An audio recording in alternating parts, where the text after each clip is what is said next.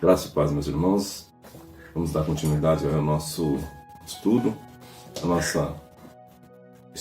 às Epístolas Paulinas de número 3, em 1ª e 2ª Coríntios. Estamos dando sequência à disciplina da igreja e os ministérios, evangélicos E hoje nós estaremos dando continuidade da nossa lição de número 4, a qual vai falar dos dons espirituais e ministérios a partir do capítulo de número 11, A partir do capítulo de número 11, Paulo vai tratar da postura da igreja. Paulo vai tratar de como a igreja estava se portando diante do culto ali em Coríntios. Antes de dar início à nossa aula, ao nosso estudo, como de costume, sempre apresento a vocês alguns livros bem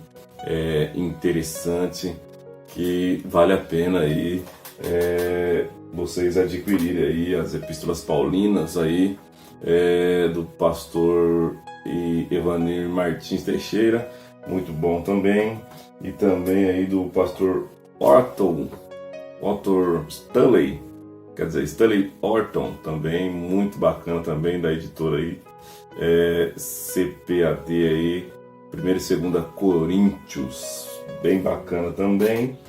E também eu gosto muito desse livro aqui, é o Comentário Histórico Cultural do Novo Testamento. Vai falar da cultura a qual estava inserida o Novo Testamento. Então é muito bom, vale a pena a gente poder ter esses livros tá bom? E dando sequência Paulo vai falar da postura da igreja no capítulo de número 11, a qual a igreja estava tomada por um mundanismo, O mundanismo dentro da igreja, estava adentrando dentro da igreja, e isso estava refletindo na forma em qual os coríntios cultuavam a Deus, como eles se portavam diante de Deus, e como se importavam, Então nós vamos ver que de uma forma bem interessante de como Paulo trata desses assuntos aqui no capítulo de número 11, a partir do capítulo de número 11. Paulo vai tratar de algumas desordens na igreja, desordem que estava acontecendo, e logo no capítulo 11, do versículo 1 a 12, ou melhor, versículo 11 do capítulo 11, do versículo 1 a 12, Paulo vai tratar da desordem no culto público, Paulo vai falar da submissão, da falta de submissão das mulheres no culto. Também Paulo vai falar também da divisão da igreja também.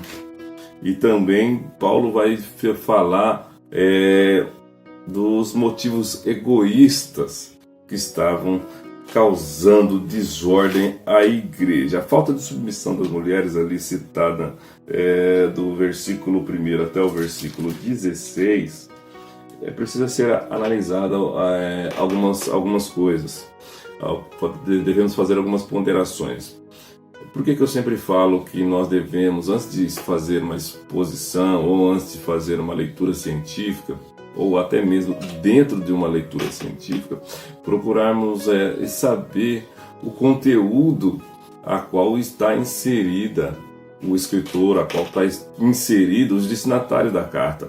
Por quê? Porque aí teremos uma compreensão melhor do que o autor está querendo transmitir para os seus leitores. E uma coisa bem interessante é o que estava acontecendo ali em Corinto, naquela igreja, naquela comunidade, e o comentarista também diz que há uma falta de submissão das mulheres devido à cultura que estava inserida a igreja, devido à cultura a qual estava inserida os coríntios. e como eles saíram de uma cultura e entrando dentro de uma outra cultura que é o cristianismo, né? Entrando dentro do cristianismo. Então é muito importante a gente ter isso em mente e saber, para poder termos uma compreensão e entendimento bem bacana das escrituras aí. E por que a igreja estava tendo essa desordem, né? A falta de submissão das mulheres, por quê? Devido à forma de comportamento, devido à forma de se portar na igreja, diante da sociedade cristã ali também. Paulo expõe que que Cristo é o cabeça da igreja, e o cabeça da família, o cabeça da mulher é o homem. Por quê? Porque primeiro o homem foi criado e depois a mulher foi criado da costela de Adão. Então o homem foi criado primeiro e a mulher foi criada depois. Então primeiro é o homem, depois a mulher. Então o que acontecia ali na igreja de Corinto devido aí a essa falta de submissão das mulheres, né? Que elas se portavam de maneira alheia às ordenanças, né? É que Deus estabeleceu isso na criação, primeiro o homem, depois a mulher. Mas o que é mais interessante é que aqui vai falar do véu, que as mulheres, uma forma de submissão ao homem, a Cristo e à igreja, ela usava um véu. Véu era sinônimo, sinal de submissão, tanto aos maridos como tanto a Cristo. Por isso que Paulo vai dizer lá em Efésios, no capítulo 22, que as mulheres devem ser submissas aos seus maridos, como elas são submissas a Cristo. Então, essa falta de submissão vem daquele movimento feministas, daquele movimento feminista que acham que tem toda a liberdade de fazer o que quer, da forma que quer e do jeito que elas pensam que são, né? Mas o interessante que elas, da culturas que elas estavam inseridas, que eram mulheres gentílicas e se converteram ao cristianismo, ou seja, eram prostitutas, eram sacerdotisas e haviam se convertido ao cristianismo, e devido a isso elas trouxeram consigo alguns costumes, né? Trouxeram alguns costumes pagãos para dentro da igreja. E Paulo vem ensinando isso às mulheres, que elas devem ser submissas a usarem o véu. Por que usar o véu? Porque o véu é sinal de submissão. O véu é sinal de submissão tanto ao marido como à igreja e como a Cristo. Lembrando que o véu também, devido à cultura, por isso que é bom estudar a cultura, devido à cultura, o véu identificavam as mulheres. Por que identificavam as mulheres? Porque na sociedade que elas viviam, na sociedade coríntia com a que elas viviam, a roupa dos homens e das mulheres era muito parecida. Era muito parecida. Então, para distinguir se era homem ou se era mulher, a mulher usava o véu. Para quem visse, talvez não conseguiria discernir pelas vestes, pela roupa, porque era muito parecido. Então, com o véu conseguia se distinguir. Então, bem, o véu usava-se nesse sentido, tá bom? Nesse sentido, para identificar. E era um sinal de submissão. Então, as mulheres pagãs que se convertiam ao cristianismo, que vinham do paganismo, que vinha ali da prostituição, porque eram sacerdotisas ali do templo da deusa Diana e haviam se convertido, e elas entendiam que a liberdade que elas tinham em Cristo dava direitos de elas andarem conforme ela quer, porque se Cristo havia libertado elas daquela vida de prostituição, daquela vida de engano, daquela vida de idolatria, elas tinham liberdade agora para se expressar conforme elas queriam, e não é bem assim, e Paulo vem dizendo que elas tinham que usar o véu como um sinal de submissão aos seus maridos e também à igreja. Por quê? Porque quando elas viviam na idolatria, quando elas viviam no paganismo, a quem que elas serviam? A quem que elas serviam? Serviam aos deuses pagãos. E achavam que tinham sido libertas. E tinham mesmo sido libertas, porém, essa liberdade não dava legalidade para ser conforme quer.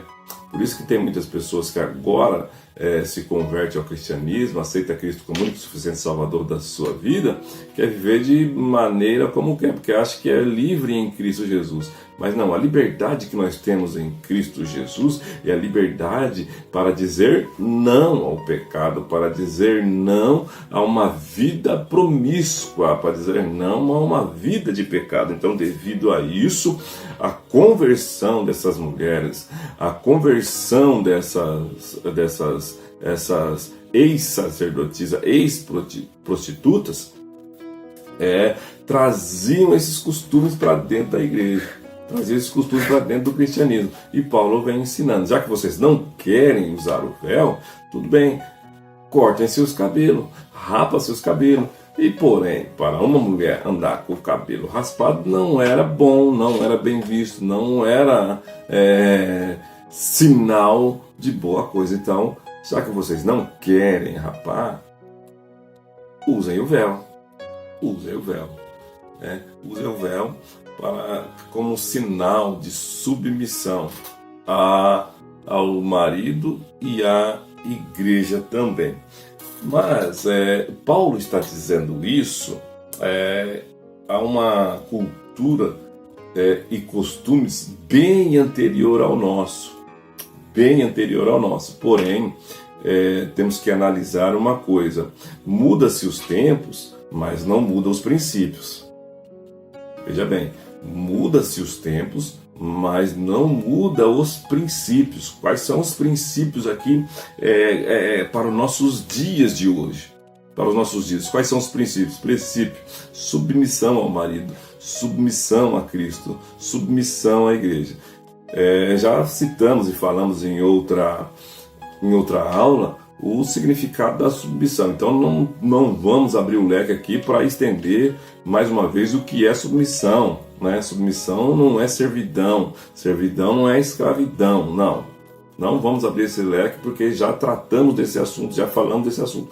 Porém, os princípios aplicados aqui são os mesmos aplicados nos dias de hoje. Primeiro, submissão ao seu marido. Segundo princípio aqui defendido, ensinado por Paulo, aqui que nós trazemos para o nosso dia de hoje, é o seguinte: primeiro, submissão. Segundo, a maneira de como de como as mulheres deviam se vestir, de maneira comportada.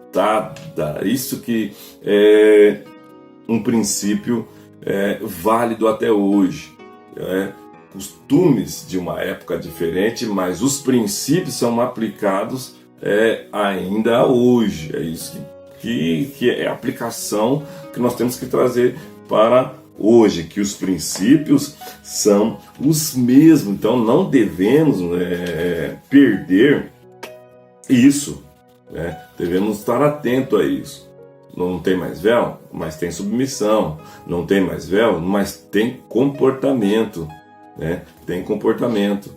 Tem que ter comportamento, tem que ter decência, tem que ter ordem na casa do Senhor. Então, essa falta de submissão das mulheres na igreja de Coríntio, que Paulo vem tratar aqui neste capítulo de número 11, do versículo 1 até o versículo aí 16, por exemplo. E também, Paulo vai falar também no verso 17 a 19, que era muito bacana a gente ler. Capítulo de número 11, do verso 17 ao verso 19, que está aqui, vamos lá. 17 a 19. Nisto, porém, que vou dizer-vos, não vos louvo, porquanto os ajuntais, não para melhor, senão para pior. Portanto, antes de tudo, ouço que vos ajuntais na igreja, há entre vós dissensões, e em partes o creio, e até importa que haja entre vós heresias, para que os que são sinceros se manifestem entre vós. Ou seja, Paulo mostra, através da sua epístola, ou foi relatado a Paulo pelas famílias de Cloe, quando ele estava lá, lembrando, voltando a dizer que essa epístola foi escrita por Paulo lá na cidade de Éfeso, devido a uma comitiva que foi lá pedir para eles instruções acerca de algumas coisas que estavam acontecendo na igreja e também acerca de algumas ações, algumas atitudes que eles deveriam tomar. Então, foi levado isso a Paulo, né? Então, ou seja, foi levado que havia divisões na igreja. E o texto que nós lemos aqui é bem claro dessa divisão, que Paulo está dizendo, nisto porém não louvo, né? Eu não louvo vocês, porque vocês se ajuntam não para melhor, mas sim para pior. Ou seja, Paulo fala de uma divisão, de uma divisão na igreja. A adoração na igreja, ela é estragada por facções, né? Por facções, ou seja, a adoração, o culto todo é distorcido, ele é estragado, vamos usar a palavra que o comentarista aqui usa aqui, ela é estragada pelas facções que revelam a formação de grupinhos. Então, Paulo é bem categórico isso. Paulo fala em citar isso, né? Que eles não se ajuntam para melhor, mas se ajuntam para pior. Então, e aonde eles se ajuntam? É na igreja.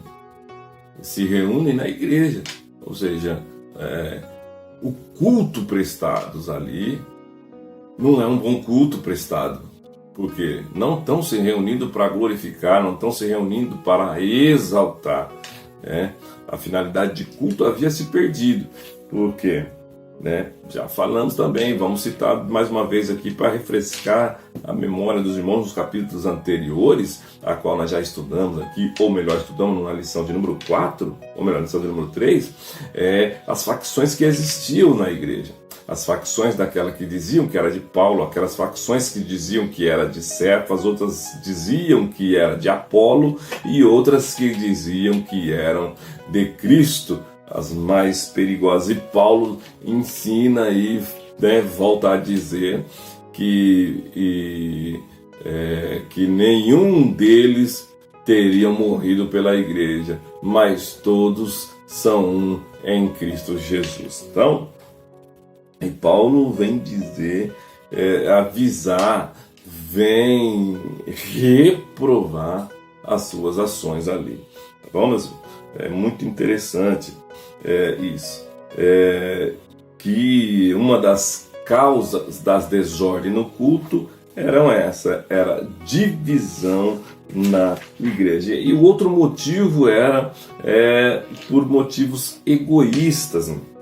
Por motivos egoístas. Por exemplo, por isso que temos que estudar a cultura, por isso que temos que estudar a forma como eles viviam.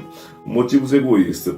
A igreja primitiva realizava sempre festa do amor. Festa do amor era realizada bem antes, ou melhor, antes da ceia do Senhor. onde eles se confraternizavam, aonde os coríntios iam para a igreja celebrar essa festa e cada um levava